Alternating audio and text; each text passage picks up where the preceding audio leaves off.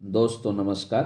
मैं ना सुनांजलि कथा कहानी और उपन्यास की संग के साथ पुनः उपस्थित हूँ। दोस्तों लीजिए सुनिए शरतचंद्र चट्टोपाध्याय की लिखी हुई कहानी मंदिर का वाचन मेरे अर्थात ना सुनांजलि के स्वर में। नदी किनारे एक गांव में कुम्हारों के दो घर थे। उनका काम था नदी से मिट्टी उठाकर लाना और सांचे में ढालकर खिलौने बनाना और हाट में ले जाकर उन्हें बेच आना। बहुत समय से उनके यहाँ यही काम होता था और इसी से उनके खाने पीने ओढ़ने पहनने का काम चलता था। स्त्रियां भी काम करती थीं, पानी भरती थीं, रसोई बनाकर पति पुत्र आदि को खिलाती थीं और आवा ठंडा होने पर उसमें से पके हुए खिलौने निकालकर उन्हें आंचल से झाड़ पोंछ कर चित्रित करने के लिए पुरुषों के हवाले कर देती थीं। शक्तिनाथ ने इन्हीं कुम्हार परिवारों के बीच अपने लिए एक स्थान बना लिया था। यह रोगग्रस्त ब्राह्मण पुत्र अपने बंधु बांधव खेल कूद पढ़ना लिखना आदि सब कुछ छोड़कर एक दिन इस मिट्टी के खिलौनों पर झुक गया। वह खपची की छुरी धो देता, सांचे के भीतर से मिट्टी निकालकर उसे साफ कर देता और असंतुष्ट मन से देखता रहता कि खिलौनों का चित्रांकन कैसी लापरवाही से हो रहा है। स्याही से खिलौनों की भौहें, आंखें, होठ आदि चित्रित किए जाते थे। किसी की भौहें मोटी हो जाती और किसी की आधी ही बनती। किसी के होठ के निचले हिस्से में स्याही का दाग लग जाता और किसी में और कुछ उल्टा सीधा हो जाता। शक्तिनाथ बेचैन हो उत्सुकता के साथ अनुनय करता हुआ बोला, सरकार भैया, इतनी लापरवाही से क्यों रंग रहे हो? सरकार भैया वह खिलौने रंगने वाले कारीगर को कहता था। कारीगर उसी स्वर में हंसते हुए बोला, महाराज जी, अच्छी तरह रंगने में दाम बहुत लगता है। उतना दाम आजकल देता कौन है? 1 पैसे का खिलौना 4 पैसे में नहीं बिकेगा।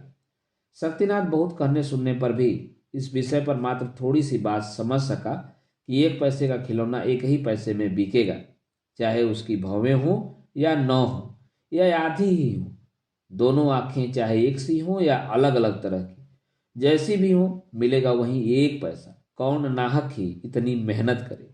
खिलौने खरीदेंगे बच्चे, 2 घड़ी उससे प्यार करेंगे, सुलाएंगे, बैठाएंगे, गोद में लेंगे और उसके बाद तोड़ फोड़ कर फेंक देंगे। बस यही तो करेंगे। शक्तिनाथ अपने घर में से जो गुड़ चना अपनी धोती में बांध कर लाया था, उसका कुछ हिस्सा अब भी बंधा पड़ा था। उसे खोलकर बड़ा अनमना सा होकर चबाता चबाता और बिखेरता बिखरता वह अपने टूटे फूटे मकान के आंगन में आ खड़ा हुआ। उस समय घर में कोई नहीं था। बीमारी से परेशान बूढ़े पिता जमींदार के यहाँ मदन मोहन की पूजा करने गए थे। वहां से भीगे अरवा चावल, केले, मूली आदि भगवान पर चढ़ाया हुआ सामान बांध कर लाएंगे और बेटे को खिलाएंगे। घर का आंगन कुंद, कनेर और हरसिंगार के पेड़ों से भरा पड़ा था। गृहलक्ष्मी के बिना घर में हर तरफ जंगल का नजारा दिखाई देता था। किसी तरह की नियमितता नहीं, किसी चीज में कोई सजावट नहीं। वृद्ध भट्टाचार्य मधुसूदन किसी तरह दीन काट रहे थे। शक्तिनाथ फूल तोड़ता, डाले हिलाता और पत्तियां नोचता हुआ अन्वयस्क भाव से घूमने फिरने लगा। प्रतिदिन प्रातः शक्तिनाथ कुम्हारों के घर जाया करता था। आजकल उसका सरकार भैया बड़ी मेहनत से सबसे अच्छा खिलौना छांटकर उसके हाथ में दे देता और कहता, लो महाराज जी, इसे तुम रंगो। शक्तिनाथ दोपहर तक उसी खिलौने को रंगता रहता। शायद खूब अच्छा रंगा जाता, फिर भी 1 पैसे से अधिक कोई नहीं देता। लेकिन सरकार भैया उसे घर आकर कहते, महाराज जी, अच्छी तरह रंगा हुआ आपका खिलौना 2 पैसे में बिक गया। इतना सुनते ही शक्तिनाथ मारे खुशी के फूला न समाते। इस गांव के एक जमींदार कायस्थ थे। देवताओं और ब्राह्मणों पर उनकी भक्ति बहुत अधिक थी। उनके गृह देवता मदन मोहन की मूर्ति अनुपम थी, जिसके साथ स्वर्ण रंजित राधा जी थीं। ऊंचे मंदिर में चांदी के उत्कृष्ट सिंहासन पर वृंदावन की लीला के कई अपूर्व और सुंदर चित्र दीवारों पर शोभायमान थे। ऊपर किमकाब के चंदोवे के बीचों बीच सैकड़ों बत्ती वाला झाड़ लटक रहा था। एक तरफ से संगमरमर की वेदी पर पूजा की सामग्री सजी होती थी और पुष्प, चंदन, नैवेद्य आदि से मंदिर सजा रहता था। शायद स्वर्ग सुख और सौंदर्य को याद रखने के लिए इस मंदिर की हवा फूलों और पूजा सामग्री की सुगंध से मिलकर परिवेश को शुद्ध व स्वच्छ कर देती थी। बहुत दिन पहले की बात है। जमींदार राजनारायण बाबू ने प्रौढ़ता की सीमा में कदम रखते ही सबसे पहले यह समझा कि जीवन की छांव धीरे धीरे धुंधली पड़ती जा रही है। जिस दिन एक सुबह सर्वप्रथम यह जाना कि जमींदारी और धन दौलत की मियाद शायद दिन प्रतिदिन घटती जा रही है, उस दिन मंदिर के एक ओर खड़े खड़े उन्होंने काफी अनुपात में आंसू बहाए थे। मैं उस दिन की बात कर रहा हूं जब जमींदार की इकलौती बच्ची अपर्णा 5 वर्ष की थी। पिता के पैरों के पास खड़ी वह एकाग्र मन से सब देखा करती। मधुसूदन भट्टाचार्य मंदिर के उस काले खिलौने को चंदन से चर्चित कर रहे हैं, फूलों से सिंहासन सजा रहे हैं और उसी की स्निग्ध सुगंध आशीर्वाद की तरह मानो उन्हें स्पर्श करती रहती है। उसी दिन से प्रतिदिन वह बच्ची संध्या के बाद अपने पिता के साथ देवता की आरती देखने आया करती और इस मंगलोत्सव में वह अकारण ही तन्मय होकर देखती रहती। शनै शनै अपर्णा बड़ी होने लगी। हिंदू परिवार की लड़की जैसे ईश्वर की धारणा अपने हृदय में बसा लेती है, वैसे ही वह भी करने लगी। उस मंदिर को अपने पिता की निष्ठा का उपादेय मानकर वह उसे अपने हृदय का लहू सा मानने लगी तथा अपने प्रत्येक काम और खेल कूद में इन्हीं भावों में निमग्नता प्रमाणित करती रहती। दिन भर वह मंदिर के आसपास बनी रहती। एक भी सूखा घास का तिनका, सूखा फूल आदि मंदिर में पड़ा उसे सहन न होता। कहीं एक बूंद भी यदि पानी की गिर जाती, उसे अपने कपड़ों के किनारे से पोंछ देती। राजनारायण की देवनिष्ठा को लोग दिखावा समझते, किंतु अपर्णा की देव सेवा परायणता उस सीमा को पार करने लगी। बासी फूल अब पुष्प पात्र में न समाते। दूसरा बड़ा पात्र मंगवाया गया। चंदन की पुरानी कटोरी बदल दी गई। भोग और नैवेद्य की मात्रा पहले से बहुत बढ़ गई। यहाँ तक कि नित्य नाना प्रकार की नवीन पूजा का आयोजन और उसकी निर्दोष व्यवस्था करने के झंझट में बूढ़े पुरोहित तक घबराने लगे। जमींदार राजनारायण यह सब देख सुनकर भक्ति और स्नेह से गदगद हो कहने लगे, देवता ने मेरे घर में अपनी सेवा के लिए स्वयं लक्ष्मी को भेज दिया है, कोई कुछ मत कहो। समय आने पर अपर्णा का विवाह निश्चित हो गया। इस डर से कि अब मंदिर छोड़कर कहीं और जाना पड़ेगा, उसके सुंदर मुख की हंसी असमय ही गायब हो गई। विवाह का मुहूर्त नजदीक आ रहा है, उसे ससुराल जाना ही होगा। जैसे बिजली की वर्षों की काली घटाएं सप्रयास अपने अंतर्मन में छिपाकर अवरुद्ध गौरव के भार से स्थिर हो बरसाने के लिए कुछ देर नभ में स्थिर रहती हैं, वैसे ही स्थिर भाव से अपर्णा ने भी एक दिन सुना कि शादी का मुहूर्त आज आ गया है। उसने अपने पिता से कहा, बाबूजी, मैं भगवान की सेवा का जो प्रबंध किए जा रही हूँ उसमें किसी तरह की त्रुटि न आने पाए। वृद्ध पिता ने रोते हुए कहा, ठीक है बेटी, कोई त्रुटि नहीं होगी। अपर्णा चुपचाप चली गई। उसकी माँ इस दुनिया में नहीं थी, वह रो न सकी। बूढ़े पिता की दोनों आंखों में आंसू भरे हैं, वह क्या उन्हें रोक सकती है? इसके बाद अपने दुखी क्रंदनोन्मुख तीर्ण हृदय को पौरुष शुष्क हंसी में ढांप घोड़े पर सवार होते वीर योद्धा की तरह अपना गांव छोड़कर अनजाने कर्तव्य को सिर माथे रखकर वह वहां से चल दी। अपर्णा को अपने उद्वेलित आंसू पोंछते हुए ध्यान आया कि वह पिता के आंसू पोंछ कर नहीं आई तो उसका हृदय रो रो कर न जाने लगातार कितनी ही शिकायतें करने लगा। एक तो वैसे ही उसका मन सैकड़ों कष्टों से दुखी था। उस पर आजन्म परिचित आरती के आह्वान शब्द उसके कानों में मर्मांतक तक निराशा का हाहाकार मचाने लगे। छटपटाती हुई अपर्णा पालकी का द्वार खोल संध्या के धुधलके में देखने लगी। छाया निविड़ ऊंची एक एक देवदार की चोटी पर उस परिचित मंदिर के समुन्नत शिखर की कल्पना मन में आते ही वह उच्छ्वसित उद्वेग से रो पड़ी। ससुराल से आई एक दासी पालकी के पीछे चली आ रही थी। वह झटपट उसके पास आकर बोली, छी बहू जी, क्या इस प्रकार रोना चाहिए? ससुराल कौन नहीं जाता? अपर्णा ने दोनों हाथ से मुंह ढककर रोना बंद किया और पालकी के दरवाजे बंद कर लिए। ठीक समय मंदिर के अंदर खड़े होकर उसके पिता राजनारायण मदन मोहन भगवान के सामने धूप दीप और आंसुओं से धुंधली हुई एक देव मूर्ति के अनिद्य सुंदर मुख पर अपनी प्रिय विवाहिता पुत्री की छवि देख रहे थे। अब अपर्णा अपने स्वामी के घर रहती है। वहां उसके इच्छाहीन पति ने संभाषण में जरा भी आवेश और जरा सी भी उत्सुकता प्रकट नहीं की। प्रथम प्रणय का स्निग्ध संकोच और मिलन की सरस उत्तेजना जैसी कोई भी कोशिश उसके उदास पड़े नयनों में पहली सी चमक न लौटा सकी। शुरू से ही पति पत्नी दोनों एक दूसरे के सामने किसी दुर्बोध अपराध के अपराधी से बने रहे और उसी की क्षुब्ध पीड़ा से अक्रांत व प्रेम कुल प्लावनी की भांति दुर्लभ बाधाएं खड़ी कर बहती चली जाने लगी। एक दिन बहुत रात बीत जाने पर अमरनाथ ने धीरे से पुकारा, अपर्णा, तुम्हें यहाँ रहना अच्छा नहीं लगता? अपर्णा जाग रही थी, बोली, नहीं। अमर ने पूछा, मायके जाओगी? अपर्णा बोली, हाँ जाऊंगी। अमर ने फिर पूछा, कल जाना चाहती हो? अपर्णा बोली, हाँ। क्षुब्ध अमरनाथ यह उत्तर सुनकर अवाक रह गया। बोला, अगर जाना न हो सके तो? अपर्णा ने कहा, तब जैसे हूं वैसी ही रहूंगी। इसके बाद कुछ देर तक पति पत्नी चुप रहे। अमर ने पुकारा, अपर्णा। अपर्णा ने अनमनस्क भाव से कहा, क्या है? क्या तुम्हें मेरी कोई जरूरत ही नहीं? अपर्णा ने खुद को कपड़े से सर्वांग अच्छी तरह ढककर आराम से सोते हुए कहा, इन सब बातों से बड़ा झगड़ा होता है, ये सब बातें न करो। झगड़ा होता है? कैसे जाना? जानती हूँ, मेरे मायके में मझली भाभी और मझले भैया में इसी बात को लेकर झगड़ा होता था। मुझे लड़ाई झगड़ा पसंद नहीं। इन बातों को सुनकर अमरनाथ विद्वेलित हो गया।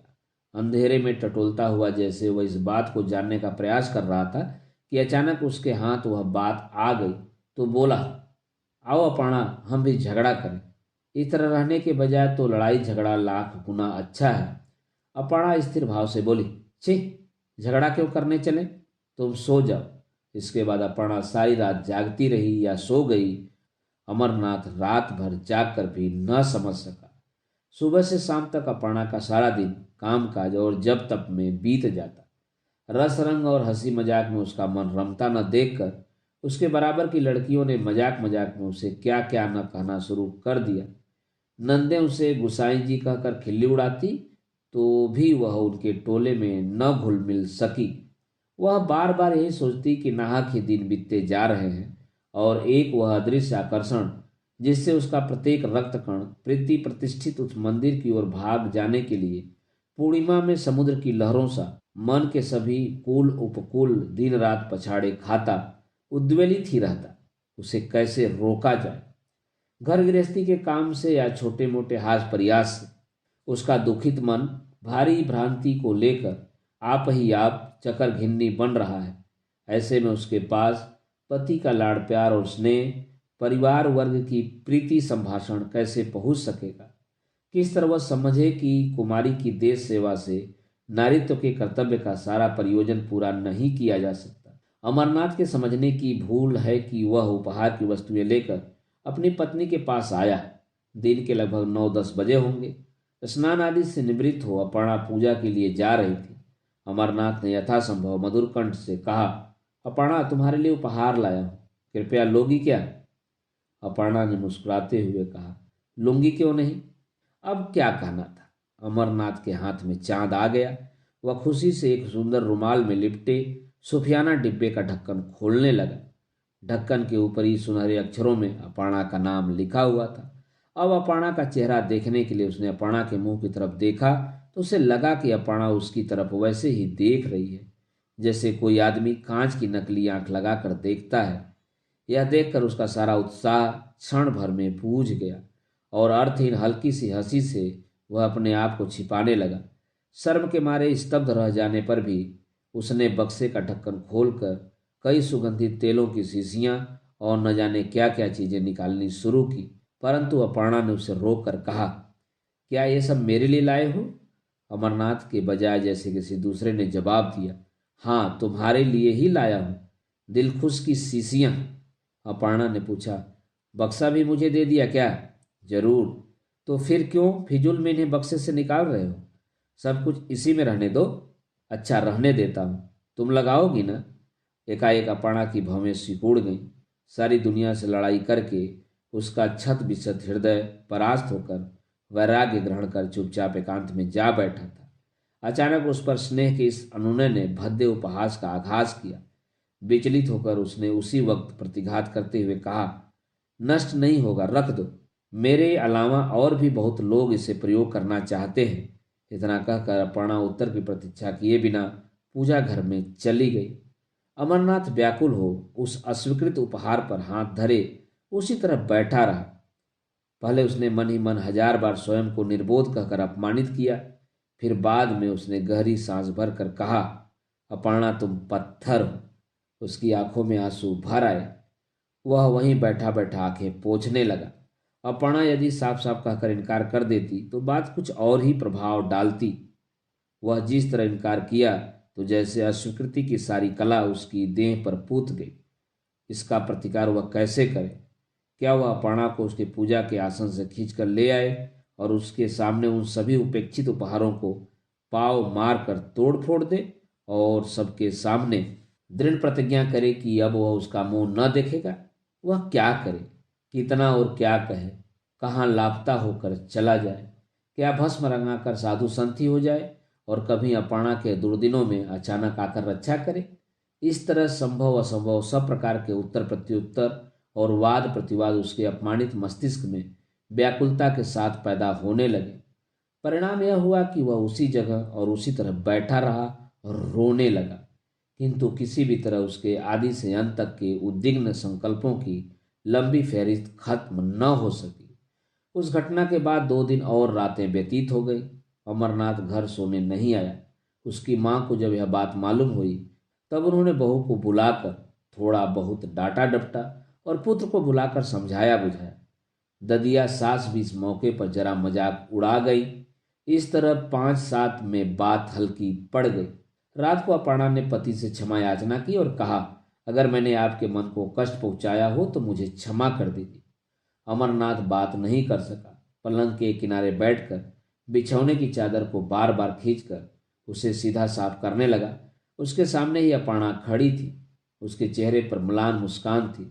उसने फिर कहा, क्षमा नहीं करोगे? अमरनाथ ने सिर नीचा किए ही कहा, क्षमा? किस लिए और क्षमा करने का मुझे क्या अधिकार है? अपर्णा ने पति के दोनों हाथ अपने हाथों में लेकर कहा, ऐसी बात मत कहो। तुम मेरे स्वामी हो। तुम्हारे नाराज रहने से मेरा गुजारा कैसे होगा? तुम क्षमा न करोगे तो मैं खड़ी कहाँ होऊंगी? किस लिए गुस्सा हो गए बताओ? अमरनाथ ने शांत होकर कहा, गुस्सा तो नहीं हुआ। नहीं हुए? नहीं तो? अपर्णा को कलह क्लेश पसंद न था, इसलिए विश्वास न होते हुए भी उसने विश्वास कर लिया और बोली, तो ठीक है। इसके बाद वह एक तरफ होकर सो गई। अमरनाथ को इससे बड़ी हैरानी हुई। वह दूसरी ओर मुंह फेर कर मन में तर्क वितर्क करने लगे। इस बात पर उनकी पत्नी ने कैसे विश्वास कर लिया? मैं जो दिन में आया ही नहीं, मिला नहीं, फिर भी मैं गुस्सा नहीं हुआ क्या? यह विश्वास करने की बात है? इतनी बड़ी घटना इतनी जल्दी समाप्त होकर बेकार हो गई। इसके बाद जब उसने समझा कि अपर्णा सचमुच सो गई है तब वह एकदम उठकर बैठ गया और बिना किसी दुविधा के आवाज लगाई, अपर्णा, क्या तुम सो रही हो? ओ अपर्णा! अपर्णा जाग गई और बोली, पुकार रहे हो? हाँ, कल मैं कलकत्ता जाऊंगा। कहाँ? यह बात पहले तो नहीं की। इतनी जल्दी तुम्हारे कॉलेज की छुट्टी खत्म हो गई? क्या और 2-4 दिन नहीं रुक सकते? नहीं, अब रुकना नहीं हो सकता। अपर्णा ने कुछ सोचकर फिर पूछा, तब क्या तुम मुझसे नाराज होकर जा रहे हो? यह बात सच थी। अमरनाथ भी जानता है, पर मन इस बात को न मान सका। संकोच ने मानो उसकी धोती का किनारा पकड़कर उसे वापस बुला लिया।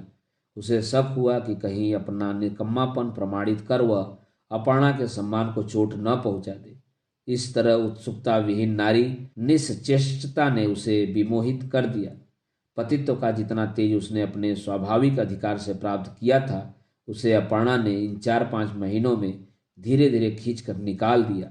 अब वह गुस्सा भी दिखाए तो किस बूते पर? अपर्णा ने फिर कहा, नाराज होकर कहीं नहीं जाना, नहीं तो मेरे मन को बहुत चोट पहुंचेगी। अमरनाथ सच झूठ के सम्मिश्रण से जो भी कह सका उसका अर्थ यह था कि वह नाराज नहीं हुआ और इसे सिद्ध करने के लिए सोचा कि 2 दिन और रहकर जाएगा। रहा भी 2 दिन, परंतु जैसे रोका था उसमें विजयी होने की एक शर्मनाक बेचैनी उसके मन में बनाए रखी। आंधी पानी आने से एक लाभ होता है कि आसमान स्वच्छ हो जाता है, किंतु बूंदाबांदी से बादल तो साफ होते नहीं, उल्टे पैरों में कीचड़ और हर तरफ खिन्नता का भाव बढ़ जाता है। अपने घर से जो कीचड़ लपेट कर अमरनाथ कलकत्ता आया, परिचितों के सामने अपने कीचड़ भरे पांव निकालने में भी शर्मिंदगी महसूस होने लगी। न तो उसका मन पढ़ने लिखने में लगता और न ही हंसने खेलने में तबीयत मानती। यहाँ रहने की भी इच्छा नहीं होती, घर जाने को भी मन न मानता। उसके सीने में मानो असह वेदना का बोझ लद गया, जिसे धकेलने में उसके विकल हृदय की पसलियां आपस में टकरा रही हैं, किंतु सभी कोशिशें नाकाम। इसी अंतर वेदना के चलते वह एक दिन बीमार पड़ गया। बीमारी की खबर मिलते ही उसके माँ बाप कलकत्ता आ गए, पर अपर्णा को साथ न लाए। ऐसा नहीं है कि अमरनाथ को ऐसी आशा थी, फिर भी उसका दिल बैठ गया। बीमारी निरंतर बढ़ती गई। ऐसे में शायद उसे अपर्णा को देखने की इच्छा होती, किंतु अपने मुंह से वह बात बोल न सका। माँ बाबा भी समझ न पाए। वे केवल परहेज और डॉक्टर वैद्य तक ही सीमित रहे। अंत में उसने इन सबके हाथ से मुक्ति पा ली। एक दिन उसका देहांत हो गया। विधवा होकर अपर्णा सन्न रह गई। उसके सारे शरीर में रोमांच हुआ और एक भीषण संभावना उसके मन में पैदा हुई कि शायद यह सब उसी की कामना का फल है।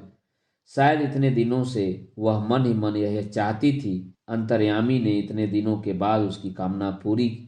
बाहर उसे अपने पिता के जोर जोर से रोने का स्वर सुनाई दिया। क्या यह सपना है? वे कब आए? अपर्णा ने मकान की खिड़की खोली और झांक कर देखा।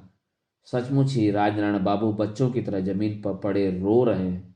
पिता की देखा देखी अब वह भी घर के अंदर जमीन पर लौट गई और आंसुओं से जमीन भिगोने लगी। संध्या होने में ज्यादा देर नहीं थी। अपर्णा के पिता ने उसे छाती से लगाते हुए कहा, बेटी अपर्णा। अपर्णा ने भी रोते रोते जवाब दिया, पिताजी, तेरे मदन मोहन ने तुझे बुलाया है बिटिया। चलो बाबूजी, वहीं चलें। चलो बिटिया चलो। कहते हुए राजनारायण बाबू ने स्नेह से अपनी बेटी का माथा चूमा और इसके साथ ही छाती से सारा दुख पोंछ कर मिटा दिया, और फिर बेटी का हाथ थामे दूसरे दिन अपने घर आ गए। उंगली के इशारे से दिखाते हुए बोले, वह है बिटिया तेरा मंदिर। अपर्णा ने मौन दृष्टि से उधर देखा। राजनारायण बाबू पुनः बोले, वे हैं तेरे मदन मोहन। अपर्णा निर्लिप्त भाव तथा वैदव्य वेश में कुछ और ही तरह की दिखाई दी। जैसे सफेद कपड़ों और रूखे बालों में वह और भी अच्छी दिखने लगी। उसने पिता की बात पर बहुत विश्वास किया। सोचने लगी, देवता के आह्वान से ही वापस आई है, इसलिए भगवान के मुंह पर हंसी है। मंदिर में 100 गुना सौरभ। उसे लगने लगा मानो वह इस धरा से कहीं ऊंचे शिखर पर पहुंच गई है। जो पति अपने मरने से उसे धरा से इतना ऊंचा रख गया है, उस मृत पति को 100 बार बंधन करके अपर्णा ने उसके लिए अक्षय स्वर्ग की कामना की। शक्तिनाथ एकाग्रचित हो मूर्तियां बना रहा था। पूजा करने के बजाय उसे मूर्तियां बनाना कहीं अच्छा लगता था। कैसा रूप, कैसी नाक, कैसे कान और कैसी आंखें होनी चाहिए, कौन सा रंग अधिक खिलेगा, यही उसकी विवेचना का विषय होता। किस चीज से पूजा करनी चाहिए, किस मंत्र का जाप, इन सब छोटे विषयों पर उसका ध्यान ही न था। इन विषयों में वह अपने आप को आगे बढ़ाकर सेवक के स्थान पर आ गया। फिर भी उसके पिता ने उसे आदेश दिया, शक्तिनाथ, आज मुझे बहुत जोर का बुखार है, जमींदार के घर जाकर तुम ही पूजा कर आओ। शक्तिनाथ ने कहा, अभी मूर्ति बना रहा हूं। बूढ़े असहाय पिता ने गुस्से में कहा, बच्चों वाला खेल अभी रहने दो बेटा, पहले पूजा का काम कराओ। पूजा के मंत्र पढ़ने में उसका मन जरा भी न लगता था। उसे जाना ही पड़ा। पिता के आदेश से नहाकर चादर और अंगोछा कंधे पर डालकर वह देव मंदिर में आ खड़ा हुआ। इससे पहले भी वह कई बार इस मंदिर में पूजा करने आया है, किंतु ऐसी अनोखी बात उसने कभी नहीं देखी। फूलों की इतनी सुगंध, इतना धूप सुगंध का आडंबर, इतना ज्यादा भांग और नैवेद्य। उसे बड़ी चिंता हुई कि इतना सब लेकर वह क्या करेगा, किस तरह किस किस की पूजा करेगा। सबसे ज्यादा हैरानी उसे अपर्णा को देख कर हुई। यह कौन कहाँ से आई? इतने दिनों तक कहाँ थी यह? अपर्णा ने पूछा, तुम भट्टाचार्य के बेटे हो? शक्तिनाथ ने कहा, हाँ। तो पैर धोकर पूजा करने बैठो। शक्तिनाथ आसन पर बैठा तो शुरू में ही भूल गया। एक भी मंत्र उसे याद न रहा। इसमें उसका मन नहीं और विश्वास भी नहीं, सिर्फ इसी सोच में रहा कि यह कौन है, क्यों इतना रूप है, किस लिए यहां बैठी है, आदि आदि। पूजा की पद्धति में उलटफेर होने लगा। वे के निरीक्षक की तरह पीछे बैठी अपर्णा सब समझ गई कि कभी घंटी बजाकर, कभी फूल चढ़ाकर, कभी नैवेद्य पर जल छिड़क कर यह अनाड़ी पुरोहित पूजा का मात्र ढोंग कर रहा है। इन बातों को निरंतर देखते देखते अपर्णा इन्हें अच्छी तरह समझती थी। शक्तिनाथ भला उसे कैसे धोखा दे सकता था। पूजा समाप्त होने पर अपर्णा ने कठोर वाणी में कहा, तुम ब्राह्मण के बेटे हो, पूजा करना भी नहीं जानते? शक्तिनाथ ने कहा, जानता हूं। खाक जानते हो? शक्तिनाथ ने विह्वल होकर उसके मुंह की ओर देखा। फिर वह चलने को तैयार हुआ। अपर्णा ने उसे रोका और कहा, महाराज, यह सब सामग्री बात कर ले जाओ, पर कल न आना। तुम्हारे पिता अच्छे हो जाएं तो वे ही आए। अपर्णा ने अपने हाथ से सारी सामग्री उसकी चादर अंगोछे में बंधवा कर उसे विदा कर दिया। मंदिर के बाहर आकर शक्तिनाथ को बार बार कपकपी लगी। इधर अपर्णा ने फिर नए सिरे से पूजा का आयोजन करके दूसरे ब्राह्मण को बुलाकर पूजा करवाई। 1 महीना बीत गया। आचार्य यदुनाथ जमींदार राजनारायण बाबू को समझाकर कहने लगे, आप तो सब कुछ समझते हैं। बड़े मंदिर की यह बृहद पूजा मधु भट्टाचार्य के बेटे से किसी प्रकार भी नहीं हो सकती। राजनारायण बाबू ने उनकी बात का समर्थन करते हुए कहा, बहुत दिन हुए अपर्णा ने भी यह बात कही थी, सो तो कहा ही होगा। वह टरी साक्षात लक्ष्मी स्वरूपा, उससे कुछ छिपा थोड़े ही रह सकता है। जमींदार बाबू का ठीक ऐसा ही विश्वास है। आचार्य कहने लगे, पूजा चाहे मैं करूं या कोई और करे, उत्तम आदमी होना चाहिए। मधु भट्टाचार्य जब तक जीवित थे तब तक उन्होंने पूजा की। अब उनके पुत्र का पुरोहिताई करना सही है, किंतु वह तो उत्तम व्यक्ति नहीं। वह सिर्फ पेट रंगना जानता है, खिलौने बना सकता है, पूजा पाठ करना नहीं जानता। राजनारायण ने स्वीकृति दे दी, पूजा आप करें। फिर एकदम बोले, पर अपर्णा से एक बार पूछ कर देखूं। अपर्णा ने अपने पिता के मुंह से शब्द निकलते ही सिर हिलाया और बोली, ऐसा भी कहीं होता है? ब्राह्मण का बेटा बेसहारा ठहरा, उसे कहाँ भेज दिया जाए? जैसे जानता है वैसे ही पूजा करेगा, भगवान उसी से संतुष्ट होंगे। बेटी की बात सुनकर राजनारायण बाबू की चेतना जागी। वे बोले, मैंने इतना तो सोचकर देखा ही नहीं बेटी। तुम्हारा मंदिर है, तुम्हारी ही पूजा है, तुम्हारी जैसी इच्छा हो वैसा करो, जिसे चाहो यह काम उसी को सौंप दो। इतना कहकर राजनारायण बाबू चले गए। अपर्णा ने शक्तिनाथ को बुलाकर उसी को पूजा का भार सौंप दिया। अपर्णा की फटकार खाने के बाद वह फिर इधर नहीं आया था। इस बीच में उसके पिता की मृत्यु हो गई और इस समय वह बीमार सा था। सूखे चेहरे पर दुख व अवसाद के चिन्ह देखकर अपर्णा को दया आ गई। वह बोली, तुम पूजा करना जैसे जानते हो वैसे ही करना, उसी से भगवान तृप्त होंगे। अपर्णा के स्नेह सिक्त शब्द सुनकर उसमें हिम्मत आ गई। वह मन लगाकर सावधानी पूर्वक पूजा करने लगा। समाप्त होने पर अपर्णा ने जितना वह खा सकता था उतना खुद को बांध कर कहा, अच्छी पूजा की है महाराज। तुम क्या अपने हाथ से भोजन बनाते हो? किसी दिन बना लेता हूँ, किसी दिन जब बुखार आ जाता है तो उस दिन नहीं बना सकता। तुम्हारे यहाँ क्या कोई और नहीं है? नहीं। शक्तिनाथ के चले जाने पर अपर्णा ने उसके प्रति कहा, हाँ बेचारा। इसके बाद देवता के सामने हाथ जोड़कर उसके लिए प्रार्थना की, भगवान इनकी पूजा से संतुष्ट होना। यह अभी लड़का है, इसकी त्रुटियों पर ध्यान न देना। उस दिन से अपर्णा रोज दासी को भेजकर उसकी जानकारी लेती रहती। वह क्या खाता है, क्या करता है, या उसे किस चीज की जरूरत है। उस बेसहारा ब्राह्मण कुमार को परोक्ष रूप से आश्रय देकर उसने उसका भार स्वेच्छा से अपने ऊपर ले लिया और उसी दिन से इन दोनों किशोर किशोरी ने अपनी भक्ति, स्नेह और भूल भ्रांति सभी एक करके इस मंदिर का आश्रय लेकर जीवन के शेष कामों को पूरी तरह छोड़ दिया। जब शक्तिनाथ पूजा करता, अपर्णा मन ही मन उसका सहज अर्थ देवता को समझा देती। शक्तिनाथ सुगंधित फूल हाथ से उठाता, अपर्णा अंगुली से दिखाकर बताती जाती। वह कहती, महाराज ऐसे सिंहासन सजाओ तो देखो बहुत सुंदर लगेगा। इस तरह इस विशाल मंदिर का बृहद काम चलने लगा। यह देख सुनकर आचार्य ने कहा, मंदिर में पूजा नहीं, बच्चों का खिलवाड़ हो रहा है। बूढ़े राजनारायण बाबू ने कहा, किसी भी तरह से हो, बेटी अपनी बात को भूली रहे तो अच्छा है।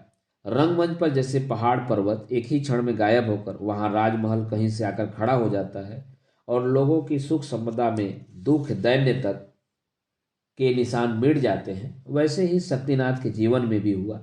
पहले तो उसे पता ही न चला कि वह जाग रहा है और कब सोकर सुख स्वप्न देखने लगा या नींद में दुस्वप्न देख रहा था, और अब सहसा जाग उठा है।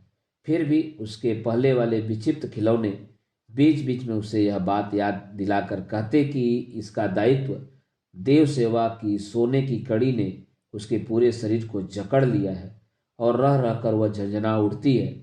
वह अपने स्वर्गीय पिता को याद किया करता और अपनी स्वच्छंदता की बात सोचा करता। उसे लगता मानो वह बिक गया हो, अपर्णा ने उसे खरीद लिया हो। इस प्रकार अपर्णा के स्नेह ने क्रमशः मोह की तरह धीरे धीरे उसे आच्छन्न कर दिया। अचानक एक दिन शक्तिनाथ का मेरा भाई वहां आया। उसकी बहन की शादी थी। मामा कलकत्ता में रहते हैं। अभी समय अच्छा है तो सुख के समय भाजे की याद आई, जाना होगा। शक्तिनाथ को यह बात अच्छी लगी कि कलकत्ता जाना होगा। सारी रात वह भैया के पास बैठे बैठे कलकत्ता की कहानी, शोभा की बातें, समृद्धि का वर्णन सुनता रहा और सुनते सुनते मुग्ध हो गया। दूसरे दिन मंदिर जाने की उसकी इच्छा नहीं हुई। सवेरा होता देख अपर्णा ने उसे बुलवाया। शक्तिनाथ ने मंदिर में जाकर कहा, आज मैं कलकत्ता जाऊंगा, मामा ने बुलाया है। इतना कहकर वह संकुचित होकर खड़ा हो गया। अपर्णा कुछ देर चुप रही, फिर बोली, कब तक वापस आओगे? शक्तिनाथ ने डरते हुए कहा, मामा कह देंगे तभी चला आऊंगा। इसके बाद अपर्णा ने कुछ नहीं पूछा। फिर वहीं यदुनाथ आचार्य आकर पूजा करने लगे और उसी तरह अपर्णा पूजा देखने लगी। किंतु अब उसे कोई बात कहने की जरूरत नहीं हुई और न ही कुछ कहने की इच्छा ही थी। कलकत्ता की चहल पहल देखकर शक्तिनाथ बड़ा खुश हुआ। कुछ दिन हंसी खुशी में बीत जाने पर फिर उसका मन घर जाने के लिए बेचैन हो गया। लंबे और आलसी दिन अब उससे बिताए नहीं बीतते। वह सपने देखने लगा। अपर्णा उसे बुला रही है और कोई उत्तर न पाकर नाराज भी हो रही है। आखिर एक दिन उसने मामा से कहा, मैं घर जाऊंगा। मामा ने मना किया। वहां जंगल में जाकर क्या करोगे? यहीं रहकर पढ़ो लिखो, मैं तुम्हारी नौकरी लगवा दूंगा। शक्तिनाथ इनकार में सिर हिलाकर चुप हो गया। मामा ने कहा, तो जाओ। बड़ी बहू ने शक्तिनाथ को बुलाकर धीरे से कहा, बाबू क्या कल घर चले जाओगे? शक्तिनाथ ने उत्तर दिया, हाँ जाऊंगा। अपर्णा के लिए मन तड़फड़ा रहा है ना? शक्तिनाथ ने कहा, हाँ। कुछ देर बाद उसने सिर झुकाते हुए कहा, खूब सेवा करती है। बड़ी बहू मन ही मन मुस्कुराई। अपर्णा की बातें उसने पहले ही सुन रखी थी, जो शक्तिनाथ ने स्वयं ही बताई थी। वह बोली, तो बाबू साहब ये दो चीजें लेते जाओ, उसे देना, वह और भी प्यार करेगी। उसने एक शीशी का ढक्कन खोलकर थोड़ा सा दिलखुश सेंट उस पर छिड़क दिया। उसकी सुगंध से शक्तिनाथ पुलकित हो उठा और दोनों शीशियों को चादर के किनारे बांधकर दूसरे दिन ही वापस आ गया। शक्तिनाथ आकर मंदिर में पहुंचा। पूजा समाप्त हो चुकी थी। एसेंस की शीशियां चादर में बंधी थी, पर इन कई दिनों में अपर्णा की निकटता उससे इतनी कम हो गई थी कि शीशियां देने की उसकी हिम्मत नहीं पड़ी। वह इनके लिए मुंह खोलकर कह न पाया कि ये तुम्हारे लिए कलकत्ता से बड़ी इच्छा से लाया हूं। सुगंध से तुम्हारे देवता तृप्त होते हैं, तुम भी हो जाओगी। 7 दिन बीत गए। हर रोज वह अपनी चादर में शीशियां बांध कर मंदिर तक ले जाता और वापस ले आता। बाद में बड़े करीने से उठाकर रख देता। अगर अपर्णा पहले की तरह उसे बुलाकर कुछ पूछती तो शायद वह अपना उपहार उसे दे देता, किंतु ऐसा कोई अवसर न आया। आज 2 दिन से उसे बुखार है, फिर भी डरते डरते पूजा करने आ जाता है। किसी अनजानी आशंका से वह अपनी पीड़ा की बात भी न कह सका, किंतु अपर्णा ने पता करवा लिया कि 2 दिन से शक्तिनाथ ने कुछ खाया नहीं है, फिर भी वह आता है। अपर्णा ने पूछा, महाराज महाराज तुमने 2 दिन से कुछ खाया नहीं? शक्तिनाथ ने शुष्क मुंह से उत्तर दिया, रात को रोज बुखार चढ़ जाता है। बुखार आता है? फिर नहा धोकर पूजा करने क्यों आ जाते हो? शक्तिनाथ की आंखें नम हो गई। चादर के छोर से गांठ खोलकर दोनों शीशियां निकालकर बोला, तुम्हारे लिए लाया हूं। मेरे लिए? हाँ। तुम्हें सुगंध पसंद है ना? गर्म दूध आग की जरा सी गर्मी पाकर जैसे खौलने लगता है, ठीक वैसे ही अपर्णा के शरीर का लहू खौल उठा। शीशियां देखकर वह पहचान गई थी। उसने कठोर आवाज में कहा, दो। अपर्णा ने शीशियां हाथ में लेकर मंदिर के बाहर, जहां पूजा पर चढ़े बासी फूल पड़े रहते हैं, वहां जाकर फेंक दी। डर के मारे शक्तिनाथ का खून जम गया। कड़क आवाज में अपर्णा ने कहा, महाराज तुम्हारे अंदर इतना कुछ भरा है, अब मेरे सामने न आना, मंदिर की परछाई भी न लागना। इसके बाद अपर्णा ने अपनी तर्जनी के इशारे से उसे बाहर का रास्ता दिखाते हुए कहा, जाओ। शक्तिनाथ को गए आज 3 दिन हो गए। यदुनाथ सरकार फिर से पूजा करने लगे। अपर्णा मलिन चेहरे से पूजा देखने लगी, जैसे यह पूजा किसी और की हो और कोई दूसरा उसे संपन्न कर रहा हो। पूजा समाप्त करके अंगोछे में नैवेद्य बांधते हुए आचार्य ने गहरी सांस भरकर कहा, लड़का बिना इलाज के मर गया। आचार्य के चेहरे की ओर देखकर अपर्णा ने पूछा, कौन मर गया? तुमने नहीं सुना क्या? कई दिनों से बुखार में पड़ा वही मधु भट्टाचार्य का बेटा आज सवेरे मर गया। अपर्णा फिर भी उसका मुंह ताकती रही। आचार्य ने दरवाजे से बाहर आकर कहा, आजकल पाप के परिणाम स्वरूप मृत्यु हो रही है। देवता के साथ क्या दिल लगी चल सकती है बेटी? आचार्य चले गए। अपर्णा दरवाजे बंद कर जमीन पर माथा पटक पटक कर रोने लगी। 1000 बार रोकर पूछने लगी, भगवान किसके पाप से? बड़ी देर बाद अपर्णा उठकर आंखें पोंछकर बाहर गई। उन बासी फूलों में से स्नेह के दान को उठाकर माथे से लगा लिया। इसके बाद मंदिर में आकर उसे भगवान के पास रखकर बोली, भगवान जिसे मैं न ले सकी उसे तुम ले लो। मैंने कभी अपने हाथ से पूजा नहीं की, आज कर रही हूं। तुम मेरी पूजा स्वीकार करो और तृप्त हो जाओ। मेरे मन में अब और कोई कामना भी नहीं है। दोस्तों, अभी आप सुन रहे थे शरत चंद्र चट्टोपाध्याय की लिखी हुई कहानी मंदिर का वाचन मेरे अर्थात ना सोनांचली के स्वर में।